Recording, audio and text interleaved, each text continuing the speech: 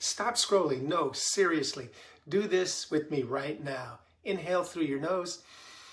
Fill your lungs all the way. Now sneak in one short extra sniff on top of that. Good. Now breathe out slow through your mouth. Long, steady, all the way out. Boom. That's the physiological sigh, and your nervous system just felt that. Stanford researchers tested every major breathing method head to head, and that one, it won. That double inhale followed by that slow, long exhale dropped anxiety faster than anything else. The double inhale fully reinflates your lungs and kicks your vagus nerve, your biological brake pedal, into gear. Stomp it, and you hit your amygdala's reset button, slamming your stress response to a halt. One breath, real biology, not a trick. Learn this and more on my channel.